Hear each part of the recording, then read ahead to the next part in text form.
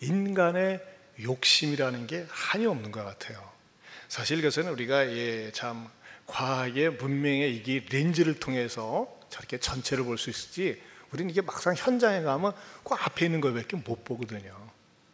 근데 아무리 좋은 데를 가고 좋은 곳을 봐도 그때뿐이요. 그렇죠? 왜 그럴까요? 휴가철을 맞이해서 좋다는데 기가 막힌 데 다 가도 갔다 오면 어이구 피곤해 죽겠다, 그 소리밖에 안 나요. 눈은 보아도 족함이 없어요. 귀는 들어도 만족이 없어요. 왜 그럴까요? 왜? 그것은요, 인간이라고 하는 존재는 온 우주보다 큰 존재로 만들었기 때문에 그래요. 우주보다 큰 존재이기 때문에 세상 그 어떤 거 갖다 쥐어주고 보여주고 들려줘도요, 진정한 만족이 없어요. 어느 때 진정한 만족이 있을까요? 나보다 크신 분, 우주보다 크신 분, 천지 만물을 창조하신 그분을 인격적으로 만날 때 초막이나 궁궐이나 내 주위에서 모신 곳이 그 어디나 천국이 되는 줄로 믿습니다. 여러분 그런 경험해 본 적 있어요? 정말 사랑하는 사람과 만났을 때는 주변의 환경이 어떠하든지 간에 사랑하는 사람과 미러를 나누고 사랑의 대화를 나눌 때 그것처럼 행복한 시간이 없어요. 옛날에 경험해 보셨죠? 여러분 신앙의 세계 그거 아세요? 주님을 인격적으로 알고 주님과 교제하고 주님과 깊은 사귐이 있을 때는요, 세상 아무것도 부럽지가 않아요. 아마 그런 시간은 기도하는 시간이 될 수가 있고, 또는 예배 속에서 하나님이 성령으로 말미암아 깨닫게 해주시길 바랍니다. 여러분들이 이 무더위에 원근각체에서 왜 예배당에 땀 뻘뻘 흘며 오는 거예요? 저는 하나님께서 그런 은혜를 주셨으면 좋겠어요. 하나님, 제가 어디 놀러 가고 구경 가고 모임에 가세요. 나는 예배 속에서 하나님의 임재를 체험하는 것보다, 하나님을 영적으로 만나는 것보다 더 좋은 곳이 없습니다. 이런 사람들은 예배를 사모하는 거예요. 예배를 갈망하는 거예요. 왜? 세상 어디에서 채워줄 수 없고 보충해 줄 수 없는 하늘의 은혜가 있기 때문에 그렇습니다. 제자들은 예수님이 십자가에 죽으시고 3일 만에 부활하신 다음에 천지 만물을 창조하시고 온 인류의 구속자가 되시는 그 주님과 40일 동안 사랑의 미로를 나누고 하나님 나라에 대한 비밀을 듣고 얼마나 황홀했을까요? 그러지 않았겠습니까? 그런 40일의 기막힌 시간을 제자들은 보낼 수가 있었습니다. 그러나 예수님 개인 같으면 40일 아니라 400일, 40년이라도 있고 싶겠지만, 그렇다면 예수님은 제한된 구세주가 될 수밖에 없기 때문에 그 제자들을 떠나고 예수님과 똑같은 역할을 하고, 아니 예수님 이상으로 일을 하실 수 있는 그분을 보내주신다고 그랬어요. 그분이 누구예요? 그분이 누구? 몰라요?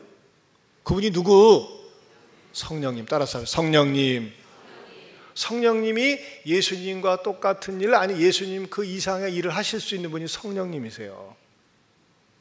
예수님은 못하는 일인 게 있었어요. 뭐예요? 예수님이 사역하실 때는 일단은 시간과 공간의 제한을 받으셨어요.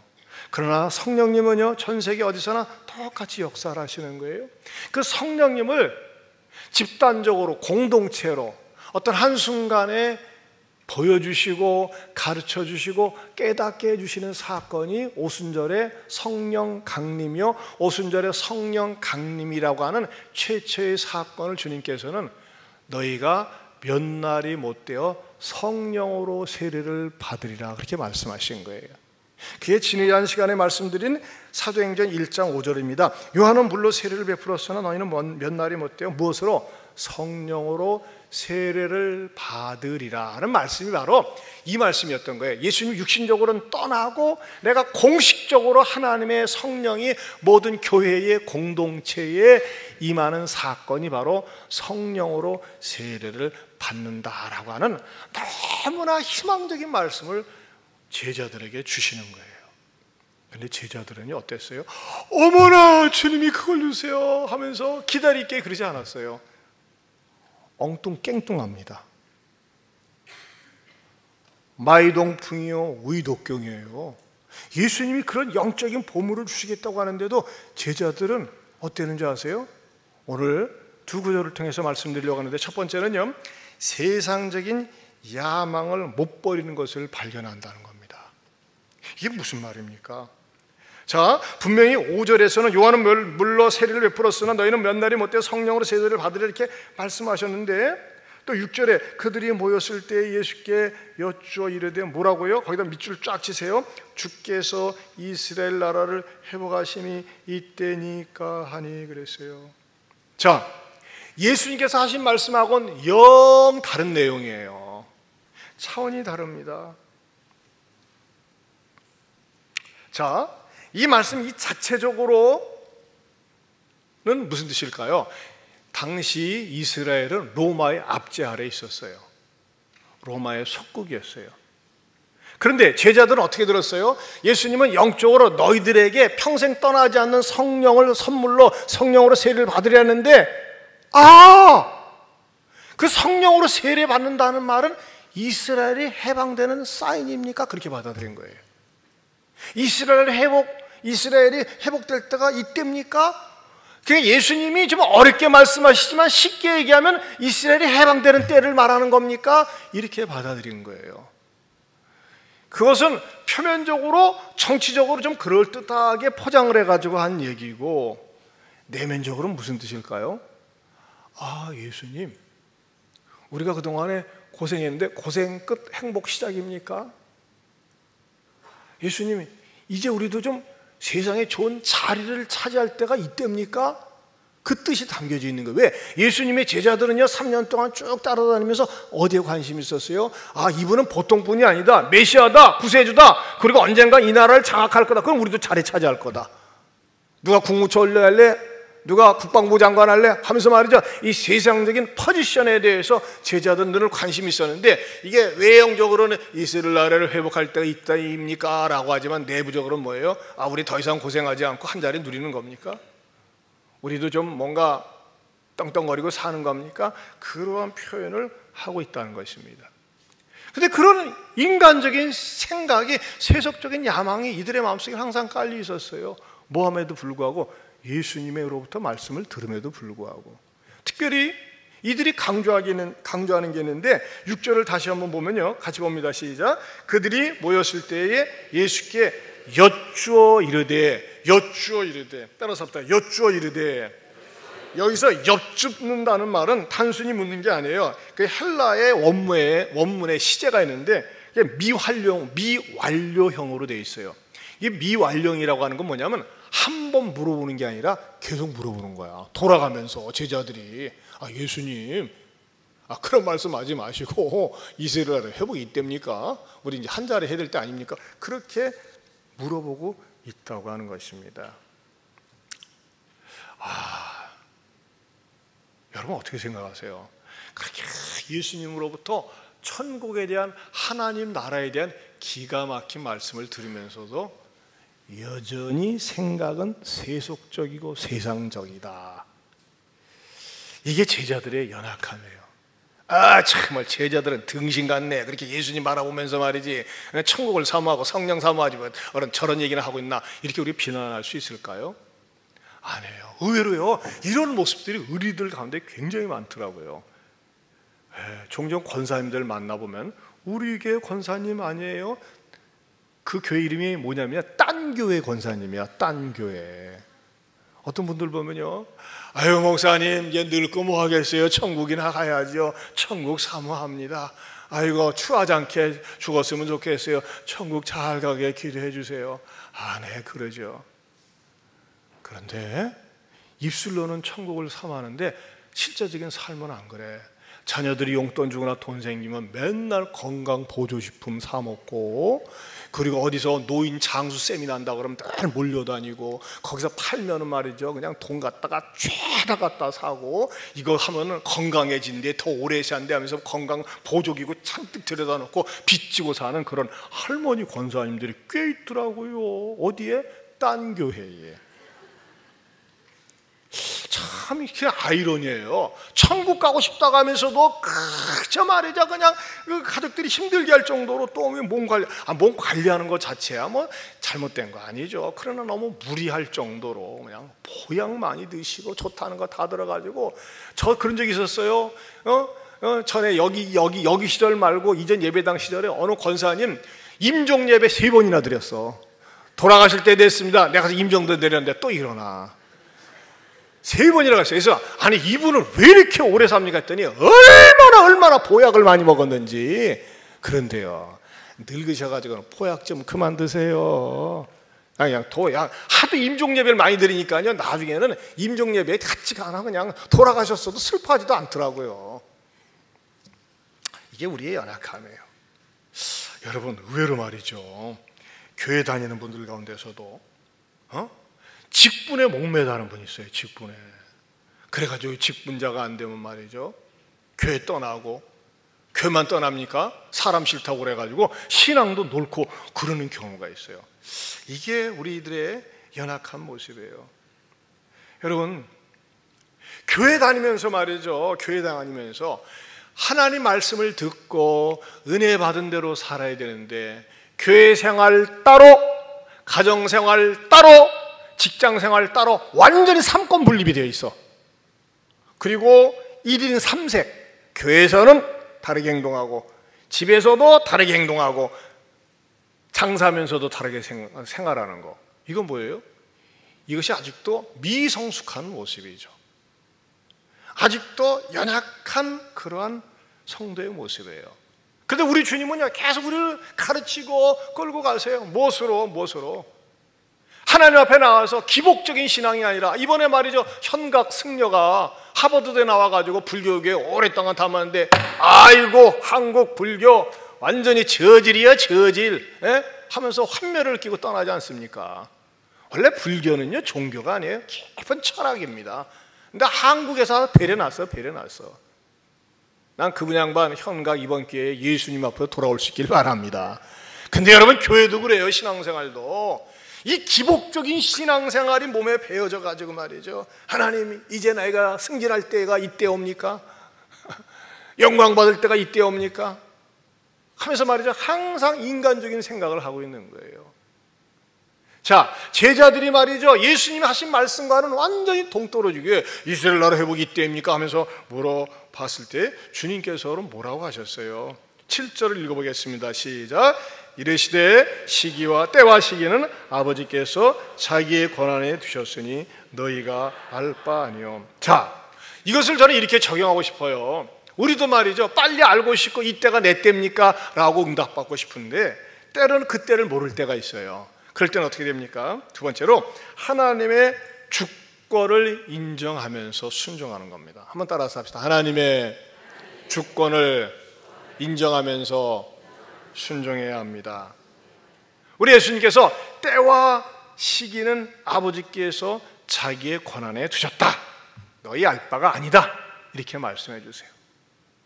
우리는요 내일과 모레 글피 다음 몇 년 후에가 어떻게 될 것인가 그것에 대한 궁금증이 굉장히 많습니다. 근데 여기 오늘 성경에 등장하는 때와 시기는 같은 시간을 얘기하는데 이 때는 소위 크로노스라고 합니다. 크로노스. 이것은 무슨 시간이냐? 자연적인 시간이에요. 예를 들면 지금이 어느 때죠? 2016년 7월 31일 이걸 갖다가 자연적인 시간, 연대기적인 시간이라고 그래요. 연대기적인 시간. 근데 크로노스가 연대기적인 시간이라면 카이로스라고 있어요. 카이로스라고 하는 것은 의미 있는 시간, 가치 있는 시간이에요. 크로노스가 우리 하나님께서 창조한 시간부터 재림까지 연결된 시간이라면, 직선적 시간이라면 카이로스는 내가 구속받은 시간, 특별히 나에게 의미가 있는 시간, 가치가 있는 시간은 바로 카이로스라고 하는 것입니다. 어떤 사람은요 2016년 7월 31일 노는 날 공휴일 일요일이에요. 크로노스예요. 그러나 어떤 사람에게는 뭐예요? 하나님 앞에 나와서 내 인생의 어려운 문제가 말씀을 통해서 깨닫고 은혜를 받아요. 뭐예요? 카이로스, 의미 있는 시간이에요.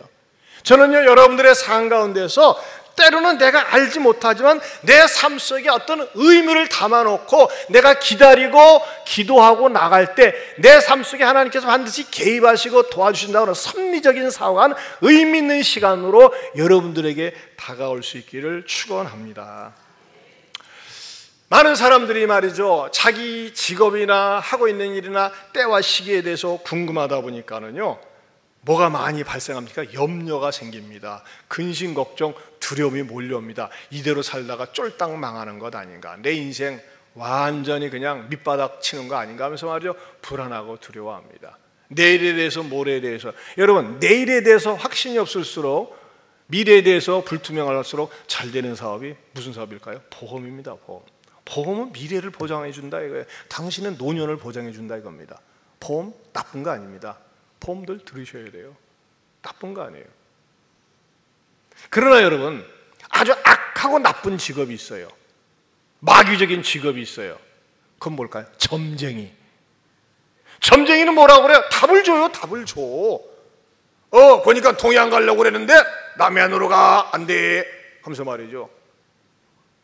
이 점쟁이들은 말이죠 무당들은 답을 줍니다. 미래에 대해서 말이죠. 그건 순 거짓말이에요. 운수 보는 거, 머리에 스마트폰 보고서 오늘의 운수, 뭐 인터넷 보는 거, 그 여러분 떠들어보지도 말고 열지도 마세요. 나는 다 재미로 보는 건데요. 뭐 재미인데도 영향을 줘요. 재미인데도 그 사람의 생각 속에 들어간다니까는. 왜? 그 속에 마귀가 역사하기 때문에 그렇습니다. 그런데 사실 솔직히 말씀드려서 우리가 하나님을 믿는다고 하면서도, 믿음 생활한다고 하면서도 내 인생이 때로는 답답하고 막막할 때 궁금합니다. 그건 이해가 되겠어요. 보세요. 부활하신 주님을 만나면서 이가수 폭포 이상으로 그냥 얼마나 감격과 황홀함이 있겠어요. 그런데도 불구하고 예수님이 성령으로 세례를 받을 거야 했더니 그때가 이때입니까? 이스라엘을 회복하는 게. 전혀 예수님이 말씀하시는 거하고는 차원이 떨어진다니까요. 근데 그 모습이 우리의 모습이에요. 하나님 앞에 은혜 받는 건 은혜 받는 거고, 말씀을 통해서 깨닫는 건 깨닫는 거고, 현실이 중요해요 하면서 말이죠. 시컷 예배 드리고 나서도 차 타고 가면서 말씀 하나도 기억 안 나. 어디로 놀러 갈까? 어디 구경 갈까? 말씀이 아무것도 생각이 안 나는 거예요. 그게 우리들의 때로는 육신적인 세상적인 연약한 모습 아니겠어요? 더 중요한 것은 우리가 인생을 살면서 해석되지 않는 고난이 있어요. 이해되지 않는 아픔이 있어요. 어려움이 있어요. 그것을 어떻게 받아들여야 될까요? 마치 이스라엘 백성들이 억압해야 했는데 이것이 왜 풀리지 않는 걸까? 해방되지 않는 걸까? 해서 너무나 현실적인 문제가 궁금해서 주님 앞에 물어본 것처럼 우리도 주님께 물어볼 때가 있어요. 그런데 어떻게 해야지만이 이 어려운 환경 가운데서 풀리지 않는 문제를 해결될 수 있을 것이라는 믿음을 가지고 그것을 우리가 기다릴 수 있을까요? 그것은 바로 예레미야 애가 3장 25절에서 26절에 답을 주고 있습니다. 같이 볼까요? 시작. 기다리는 자들에게나 구하는 영혼들에게 여호와는 선하시도다. 사람이 여호와의 구원을 바라고 잠잠히 기다림이 좋도다. 이게 8월 달의 성과 암송입니다. 다시 한번 보실까요? 시작. 기다리는 자들에게나 구하는 영혼들에게 여호와는 선하시도다. 사람이 여호와의 구원을 바라고 잠잠히 기다림이 좋도다. 여기에서 사람이 여호와의 구원을 바란다고 할 때 이 구원은 광의적인 의미, 총체적인 의미가 포함되어 있어요. 단순히 나를 죄로부터의 구원, 사탄으로부터의 구원이 아니라 우리는 때로는 가난으로부터의 구원도 필요하잖아요. 찢어지게 가난하게 사는 거. 하나님, 나 이 가난으로부터 구원해 주세요. 나 이 빚쟁이들로부터 좀 구원해 주세요. 이 질병으로부터 좀 구원해 주세요. 그것도 구원이 필요한 거예요. 그런데 뭐 하는 게 좋다고요? 하나님의 구원을 바라고 잠잠히 기다림이 좋다는 것입니다. 전라남도 목포 출신의 박성수라고 하는 젊은이가 있었습니다. 어디 출신이라고요? 전라남도 목포요. 이 친구가 머리가 좋았어요. 키는 조그만데 이 양반이.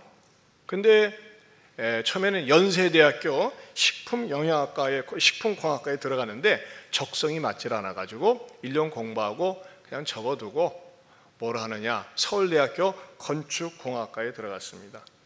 그런데 대학을 졸업할 때쯤에 이상하게 기운이 쭉 빠지는 거예요. 기운이 빠지고 의욕을 잃어버려요. 그래서 병원에 다니면서 진찰을 받으니까는 뭐라고 병명이 나타나느냐, 근육 무력증이에요. 근육이 빠져나가는 거야. 그리고 이 병원 시간이 지날수록 근육이 빠져나가면서 늘 드러넣어서 쫄딱 근육이 몸에서 다 빠져나가니까 말라 죽게 되어 있습니다. 아직 새파란 젊은이가 모태신앙인데 예수 잘 믿는 젊은이에게 이런 말이죠. 불치병이 찾아온 거예요. 눈앞이 캄캄했습니다. 하나님, 내가 왜 이런 질병에 걸려야 하나요? 왜 걸려야 하죠? 하나님, 나 좀 고쳐주세요. 얼마나 몸이 무력한지 연필을 들 만한 기운조차 없었답니다. 그래서 늘 방 안에 처박혀 있습니다. 하나님 앞에 어머니랑 가족들이랑 얼마나 울부짖으며 기도했는지. 그러나 이 박성수 젊은이의 마음속에는 내가 왜 이런 질병이 찾아오지? 크게 잘못한 것도 없는데, 악한 죄를 저지른 것도 없는데, 그러나 하나님은 나를 버리시지 않을 거야, 나를 외면하지 않을 거야 하면서 하나님 앞에 기도하면서 뭐를 했느냐? 있는 건 시간밖에 없으니까 독서를 했어요. 독서를 어떻게 했느냐? 책을 이렇게 거꾸로 매달았어요. 이렇게 들어넣어가지고 제대로 앉아있지 못하니까.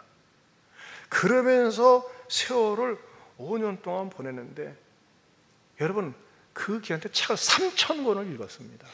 3,000권. 그리고 좀 기운이 나면 스크랩에 놓고 오려놓고. 그러다가 여러분 자녀들이 아플 때는 어머니들이 난리예요. 그렇잖아요. 좋다는 약 쓰러 이 병원 저 병원 어디가 뭐가 좋다는 거 쫓아다니는데 어느 날 용하다는 한의원을 찾게 되었어요. 그래서 그 한의원에 가서 처방을 해가지고 약을 먹었는데 세상에 점점 좀 좋아지더니 회복이 된 거야. 할렐루야. 완전히 회복이 된 다음에 그 한의원에 쫓아가가지고 근육 무력증이라고 하는 이 난치병이 내가 고침받았는데 그때 처방을 어떻게 해줬습니까? 하고 한의사한테 물어봤어요. 근데 한의사는 뭐라고 했어요? 나 어떻게 처방해 줬는지 모르겠는데요 그러더래요. 누가 하신 거예요? 하나님 하신 거예요. 만약에 그 양반이 처방전이 어떻게 해줬는데 나섰다 그러면 지금 계속 잘 팔리겠죠. 소문나가지고. 근데 자기 자신도 모르는 거예요. 왜요? 하나님이 5년 동안의 어머니의 가족의 눈물 어린 기도 속에 어떻게 하다가 나선 거예요. 결코 우연이 아니에요. 그러면서 나는 하나님의 은혜로 고침을 받았습니다 하면서 간증을 했습니다. 그리고 고침받은 지 5년이 지난 다음에 그는 사람들 앞에 이렇게 간증을 했어요. 왜 하나님께서 나에게 이런 불필요한 것처럼 보이는 어려운 상황을 주셨을까? 그것은 그 박성수라고 하는 젊은이가 하나님께서 자기에 대한 놀라운 계획을 세우셨다고 하는 것을 깨닫게 하셨는데, 하나님이 자기로 하여금 철저하게 기업을 경영하는데 두 가지를 준비시켰다고 하는 것을 뒤늦게 깨달아요. 두 가지. 첫째는 뭐냐? 철저한 신앙적 준비입니다. 하나님만을 전적으로 의지하고 하나님만을 바라보고. 여러분 이런 일화는 유명하잖아요. 박성수 회장의 그 회장실에는 항상 빈 의자가 있어요. 누구? 하 회장이 앉아야 된다 이거야. 하나님 회장. 신앙이 아주 돈독합니다. 철저하게 연단받은 다음에. 여러분이 신앙이 돈독하지 않다, 연단받지 않아서 그래요. 또 두 번째는 말이죠. 뭡니까? 두 번째는 광범위한 지식을 준비하는 것입니다. 많은 사람들을 이끌고 가기 위해서 광범위한 지식. 이렇게 말이죠. 무서운 질병 가운데서 신앙적 준비와 광범위한 지식을 준비했다는 거예요. 그리고 그 5년 동안 3,000여 권의 책을 읽으면서 그가 하나님 앞에 기도하면서 또 회사를 경영하는데 깨달은 큰 두 가지 사건이 있었어요. 그것은 뭐냐? 참 멋있는 말 같아요. 질병도 그것이 죄로 말미암지 않았다면 하나님의 귀한 축복이다라는 것입니다. 한번 따라서 합시다. 질병도 그것이 죄로 말미암지 않았다면 하나님의 귀한 축복이다. 그걸 깨달았다는 거예요. 여러분, 때로는요, 지금 내가 안 되고 있는 일이 과거에 내가 뿌려놓은 것 때문에 안 되는 거예요.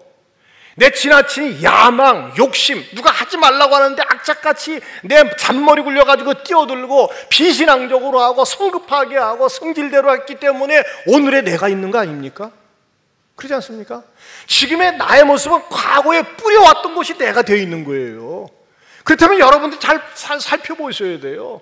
기도하면서 내가 불순종하고 내 욕망의 충동에 의해서 하나님의 은혜를 망각해버리고 산 적은 없는가? 그런데 아무리 기도해도 나는 뭐 그런 거 없어요. 그렇다면 뭐예요? 질병도 환난도 죄로 말미암은 것이 아니면 하나님의 축복이라는 것입니다. 또 하나 깨달음은 뭘까요? 한번 읽어봅시다. 시작. 질병이든 그것이 실패든 성공이든 하나님이 주신 것이면 그것은 귀한 것이다. 때로는 내 허물 때문에 내가 이런 어려움을 겪어요. 근데 내가 믿음으로 해석을 하는가? 이것도 하나님의 주권 속에서 하나님이 허락지 아니하시면 이런 일이 있을 수 없다 하면서 받아들이고 순종하면 그것이 뭡니까? 그것이 놀라운 축복의 징검다리가 될 수 있다는 것입니다. 사랑하는 성도 여러분, 저는 말씀을 들으면서 성령님께서 여러분의 개인이나 가정이나 직장이나 일 속에 복잡하고 잘 풀리지 않고 어려운 것이 말씀을 통해서 시원하게 응답받고 깨달을 수 있기를 바랍니다. 중요한 건 깨달아야 돼요. 중요한 건. 어떤 사람은 시련이 굉장히 늘 끊이잖아요. 왜요? 성품이 고약하기 때문에. 여러분, 성품이 나쁜 사람은요, 고난이 많습니다. 그걸 하나님이 낮추기 위해서, 엎드리기 위해서, 겸손하게 만들기 위해서. 하나님은 먼저 하나님의 사람으로 만드는 걸 원하는 거예요. 돈 많고 출세하고 유명한 거, 그게 하나님 앞에서 무슨 소용이 있겠어요? 하나님 닮은 사람을 찾으세요. 예수의 인격, 그것이 없이 세상적으로 유명하고 성공해 보세요. 무슨 그게 의미가 있겠어요? 근데 박성수라고 하는 사람은 하나님께서 서울대학교 4학년 시절에 5년 동안 철저하게 낮추면서 어떻게 합니까? 마침내 그가 일어섰을 때 이화여자대학교 앞에서 2평짜리 옷가게를 500만 원으로 시작을 했어요. 근데 지금은 전 세계적인 기업이 되어 있지 않습니까? 제가 몇 년 전에도 설교한 것 같아요. 중국에서요, 삼성은 몰라도 이랜드는 알지 않습니까? 왜? 가장 좋은 일 많이 하는 회사, 세금 제일 많이, 한국 기업 가운데서는 제일 많이 낸다고 하지 않습니까? 또 최근에는 외식업계도 뛰어들어가지고요, 그 스타벅스 커피 코리아가 4위고 이랜드 파크가 5위예요. 내가 얼마 전에도 내가 서울에서 이랜드에서 운영하는 외식업 이게 외식업이 있어가지고 갔는데 서초동 사람들이 바글바글하게 줄 서 있는 거예요. 바글바글하게. 야, 내가 그랬어요. 그 동네 다 망하겠다. 보니까 또 전주에도 또 생겼네. 그리고 또 지난 주간에요. 7월 26일에는 박성수 회장이 사업 영역을 갖다가 그동안엔 기업과 소비자 간 거래에서 기업 간 기업으로 확장을 하면서 2020년에는 섬유 신소재 연구 개발 부문을 1조 원 이상의 매출을 목표로 한다 해가지고서 지금 거기다가 투자를 한다고 그러더라고요. 그러면서 이 박 회장이 내세운 경영 철학을 3가지로 얘기합니다. 첫째, 크리스찬 실업인은 내 것이라는 소유에 대해서 초연해질 수 있는 청지의식을 가져야 된다. 소유하기보다는 어떻게 쓰느냐에 따라서 가치는 달라지는 것입니다. 이 사람은 정말 많이 씁니다. 들은 얘기지만 북한에 가면요, 이랜드 옷을 제일 알아준대요. 왜? 이랜드에서 옷에 조금만 하자가 있으면 전부 북한으로 보내거든요. 두 번째, 사업체는 생계수단이 아니라 하나님이 주신 사역지라는 철저한 사명감이 있어요.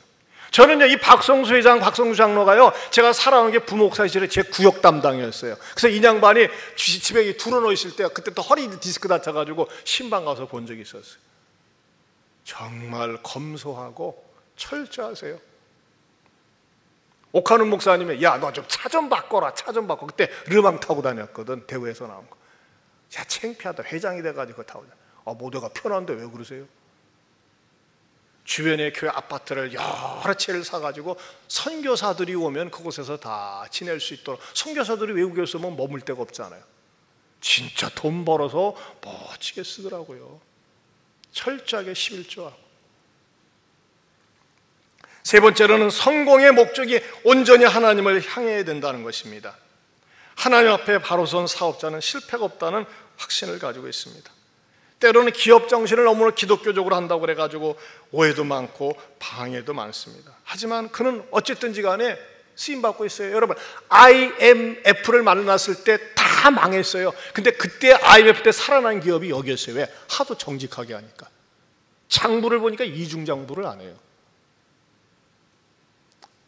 제가 생각할 적에 자랑스러운 그리스도인 기업인 가운데 하나예요. 때로는 뭐 사람들이 이런 말 저런 말해요. 항상 탑이 치는 사람들은 이런 말 저런 말 듣지 않습니까? 하지만 중요한 거, 저는 오늘 이분을 통해서 깨달을 수 있는 메시지가 이겁니다. 이 박성수 지금은 63살인가 될 거예요. 한번 사진 좀 한번 보여주세요. 좀. 예? 이 양반이 키도 짝달막, 용서하세요. 자꾸 짝달막 하다고 그래서 거인이에요, 거인. 정말. 근데 자기가 원인 모르는 질병에 누워있을 때 좌절하지 않고 나를 향하신 하나님의 선하신 계획을 바라보고 믿고 기다리면서 기도하면서 세워라 내워라 하지 않고 3천여 권의 독서를 하면서 자기 준비를 했을 때 하나님이 때가 되니까, 한의사가 그런다니까요. 자기가 어떻게 처방을 했는지 모른대요. 만약에 그 처방전을 알았어가지고 근육무기증 치료했다고 그러면 저 다 그쪽에 들어가들 거예요. 모르는 거에 전혀 기억이 안 나는데요. 누가 하셨어요? 하나님이 하셨어요. 그렇다면 사랑하는 성도 여러분, 여러분의 개인이나 삶 가운데서 직장이나 가정에서 어떤 시련이나 왜 이런 고난을 겪는지 불평하지 말라는 거예요. 고난의 뒤편에 하나님이 보관을 갖고 계세요. 왜? 여러분들이 고난을 통해서 다듬으시고 연단하신 다음에 하나님의 사람을 일단 만들고 여러분들을 써주실 줄로 믿습니다. 하나님 앞에 인색하지 마세요. 하나님 앞께서 주시는 은사, 그거 가지고 억지 부리지 마시고, 하나님이 여러분에게 기회와 시간과 물질과 에너지를 주셨을 때 정말 주님 앞에 묵묵히 충성하면서 나가면 하나님께서 반드시 복 주시리라 믿습니다.